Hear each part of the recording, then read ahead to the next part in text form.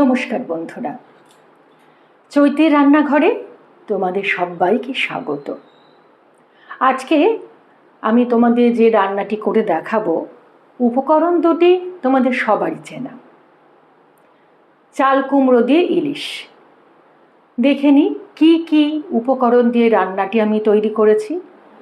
রান্না যখন চাল কুমড়ো দিয়ে ইলিশ মাছ, তাহলে প্রথমেই বলি চাল কুমড়োর কথা।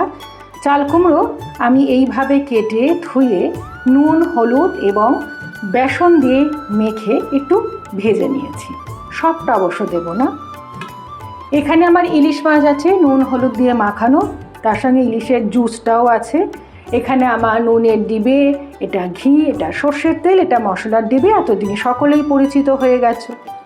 এইখানে আমি একটা পেস্ট বানিয়েছি। তোমরা জানো আমি পেস্ট দিয়ে রান্না করতে খুব ভালোবাসি, রান্নার স্বাদও বাড়ে অসাধারণ।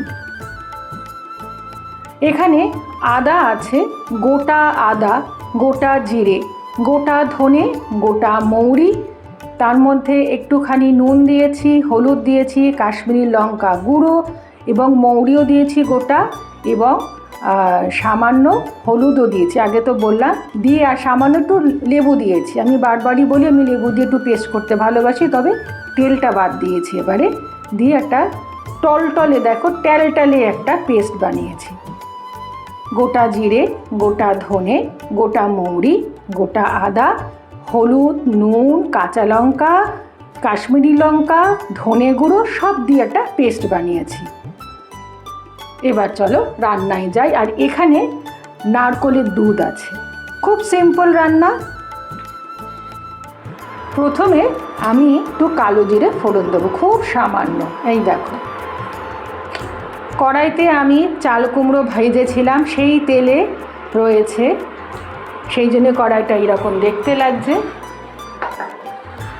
তারপরে যেটা দেবো সামান্য একটু ধনে গুঁড়ো, খুব সামান্য, আর একটু সামান্য হলুদ গুঁড়ো।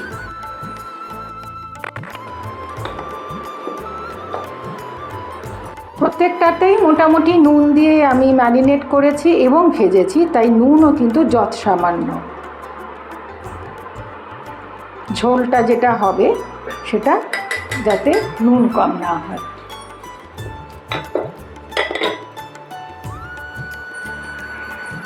তেলটা গরম হলে এবারে এই যে বাটনাটা বেটেছি আমি, মানে মিক্সিতে অবশ্যই, সেটা দিয়ে দেব। এবারে দিয়ে দিচ্ছি।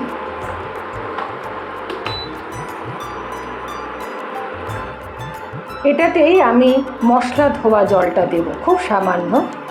খুব ভালো করে আমি নাড়াবো যাতে প্রত্যেকটা মশলার কাঁচা গন্ধটা না থাকে।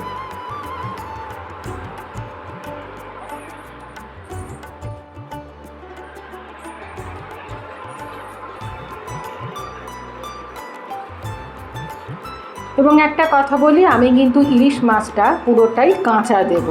তোমরা চাইলে হালকা ভেজে দিতে পারো, কারণ ইলিশ মাছ বেশি ভাজে না।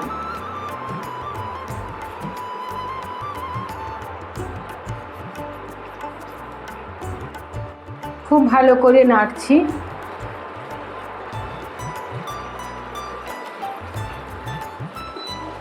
এবারে এই আমি চাল কুমড়োগুলোকে দিয়ে একটু ঢাকা দিয়ে দেবো, কারণ ইলিশ মাছ তো বেশিক্ষণ দিয়ে আমি রাখতে পারবো না, ভেঙে যাবে।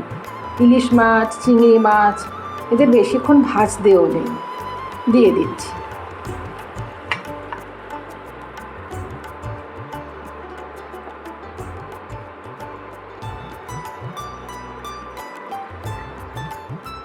বড় বড়গুলো দিচ্ছি।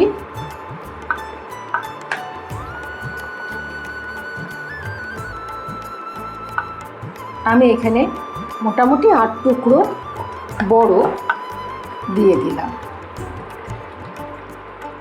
এমনি কচি চাল কুমড়ো খুবই সফট, তারপর একটু বেসন দিয়ে ভেজেছি, আরও নরম হয়েছে।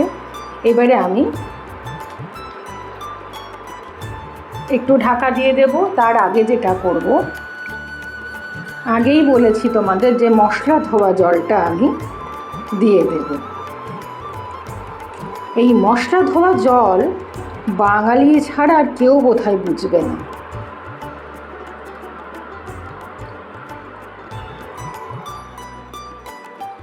ইন্ডাকশানে পাওয়ারটা কমিয়ে দিচ্ছি, একটুখানি সেদ্ধ হতে দেব। কিছুক্ষণ সময় আমি ঢাকা দিয়ে রেখেছিলাম। এবার যেটা করব, আলতো হাতে কাঁচা ইলিশ মাছগুলো আমি দিয়ে দেব। তোমরা চাইলে ভেজে দিতে পারো।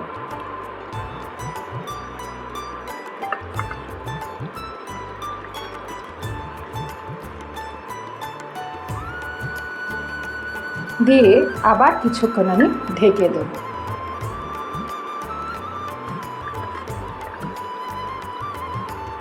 চাল কুমড়োটা খুব বেশি মোটা করেও কাটবে না এবং খুব পাতলা করেও কাটবে না।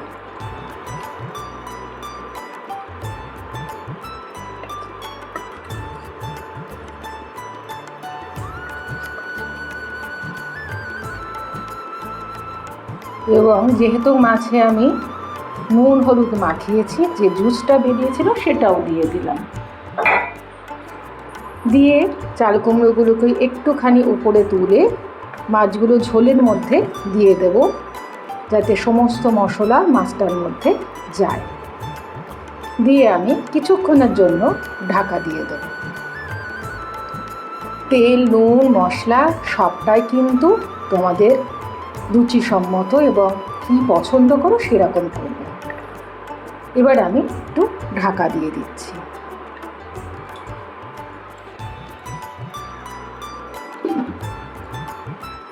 বন্ধুরা, মাঝখানে এসে আমি কিন্তু নাড়িয়ে দিয়েছি। গ্রেভিটা আমার অনেকটাই ঘন হয়ে গেছে। এবারে যেটা করব, যে নারকেলের দুধটা দেখেছিলে সেটাই আমি এখানে দিয়ে দেব।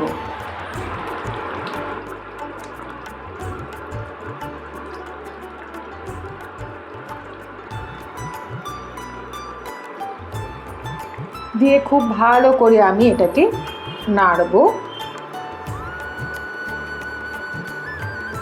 খুব বেশি আমি ঝোল রাখবো না, আবার খুব বেশি গাঢ় হবে না।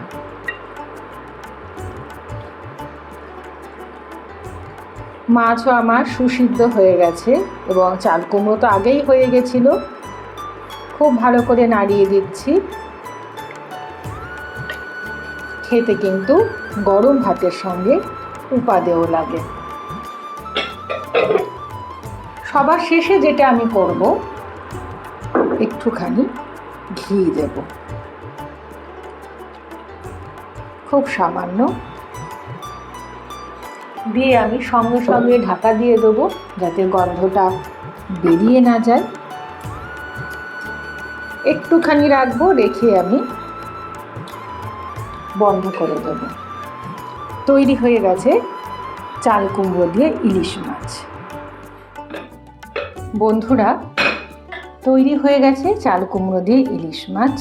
এই যে আমি ঢাকা দিয়ে রেখেছি যাতে গন্ধটা না বেরিয়ে যায়। অবশ্যই জানাবে বাংলার এই পুরনো রান্না তোমাদের কেমন লেগেছে।